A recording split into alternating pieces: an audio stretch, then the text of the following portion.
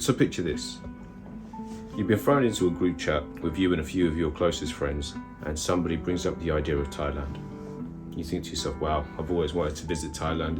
It's beautiful. I've seen so many pictures, Instagram reels, TikToks, videos talking about how amazing going to Thailand would be and what an amazing place it is. And you think to yourself, yeah, why not? So you travel to Thailand and you reach Thailand and you hear a woman calling out for you. I'm not talking about those types of ladies, you sickos.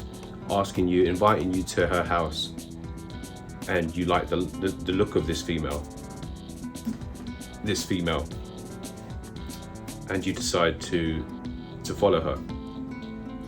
Now let me tell you why that might not be the greatest idea.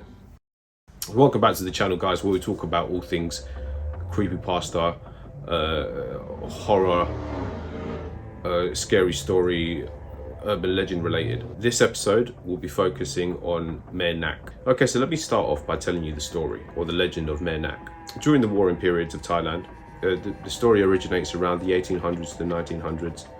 The story goes, it's a really tragic story. A story based more on tragedy than it is horror, and how love can sometimes endure past life, right? So the story goes, during the 1800s or the 1900s, during the warring periods of Thailand's history, a man named Mak and his wife Nak, you can see how this gets confusing. The story is based on a man named Mak and his wife Nak. The man is summoned to war, he's called to war, and so he has to leave his pregnant wife behind. He says, look, I'll be back. He obviously is wishing for the best, right? And nothing is certain in this life, especially when it comes to war times. Nak obviously agrees, and she's obviously extremely upset, but she understands that this is something that has to be done. There's no avoiding it. Military training to this day is still required in Thailand for teenagers to young adults. I believe it's 2 years military service. So Max stays at home, and she obviously wishes her husband farewell. She says, I'll wait for you, don't worry, I'll be here with the baby when you get back. I know you'll come back. Now Nak obviously he goes off to war. He sustains an injury during the battle, and it takes a while for him to recover. I think a fair few months have passed now, and obviously during those times there's no types of communication, right? So he's off in the war, she's there. Now obviously she is pregnant, and it turns out that there are complications during childbirth, which ultimately leads to the death of her and their unborn child. Now obviously, like I said, communication was not a thing back then, and while Nak was off at war, his wife had passed away back in the village. So the villagers know what has happened, but obviously they don't know that Nak is still alive and he's making his return. And on his return, he's greeted by his wife and his newborn child, and obviously he thinks nothing of it. He returns home, life goes on as normal for a short duration, until he needs to go into the village to purchase stuff or whatever. He needs to leave their home for whatever reason to head into the village, whether that be shopping, whatever. Right, so he's in the village now, and he is greeted by friends and obviously common acquaintances, and they say to him, you can't go back home. Like it's not right for you to be there at the moment. It's not a safe place for you to be. They go on to say that your wife's not what you think she is anymore. She's not the same person that you left. And they're beating around the bush, obviously because they're scared. And he thinks nothing of it. He thinks, oh, they're just jealous of the relationship me and my wife have, to have endured so much.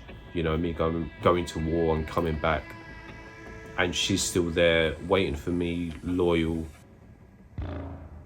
and being just a woman worthy of of marriage. Now, so this type of behavior carries on for a little while, and every time somebody mentions something to him regarding his wife, the person would disappear, or the people that speak up would disappear. And these strange occurrences will they carry on happening. And he's starting to come to terms with what is happening. Well, slowly, he realizes that something odd is going on in the village.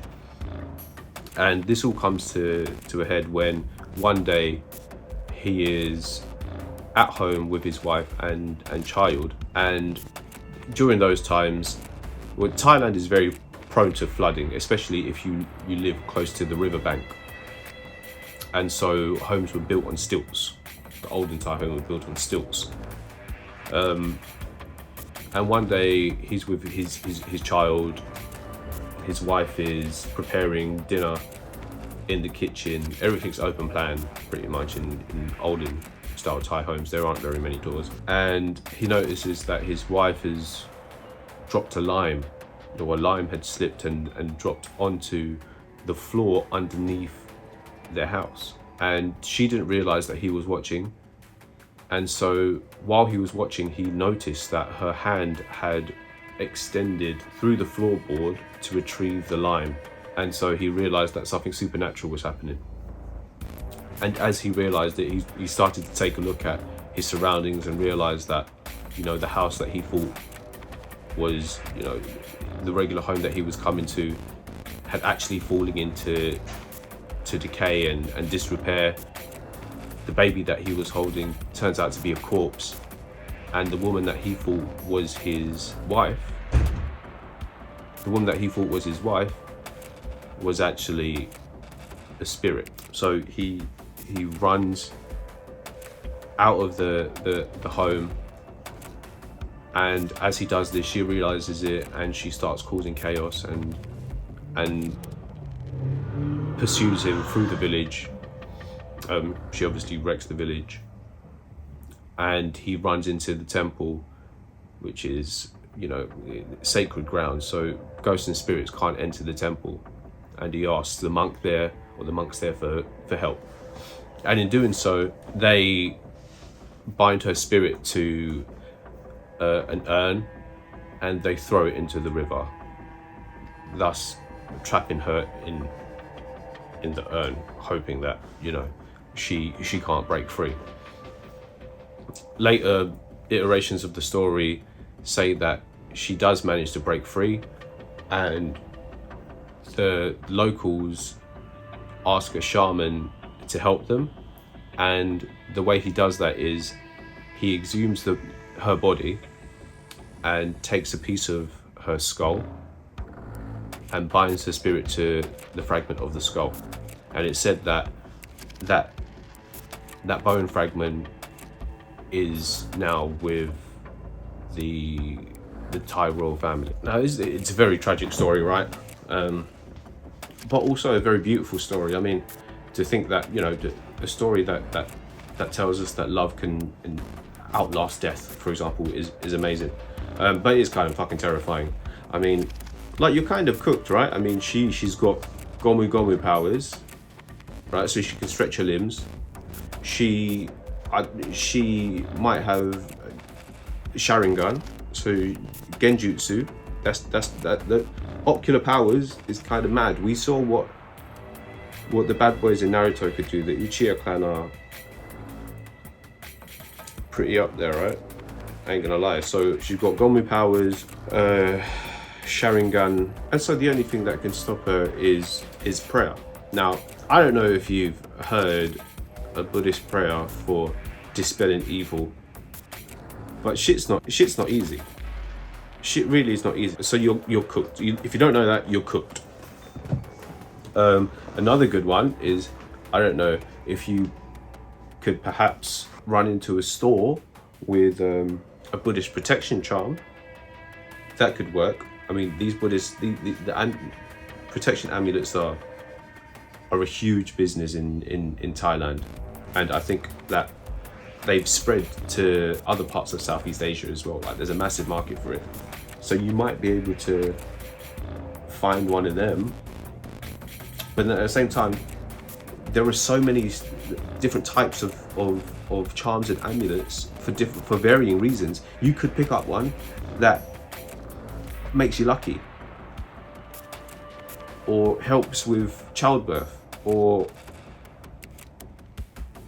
I don't know, one that heals you. I don't know, but either way, you could be cooked because you don't know what's going on. So the best option is for you to run into a monastery and pray that you better hope that her spirit is not strong enough to just shove off the spiritual barriers in place to keep evil spirits at bay. Because when I was a child, now the reason this story terrifies me is because when I was a child, during one of my visits to Thailand, I remember watching a film, and in the film, it was a film based on Mae Nak. And in the film, bitch bust down the doors and started climbing the walls. And there was like 15 monks in the room, and they were praying their asses off, and nothing was happening, bro. So God forbid. So yeah, if you find yourself taking a walk down a riverbank in Bangkok and you hear somebody calling out to you, don't follow them, bro.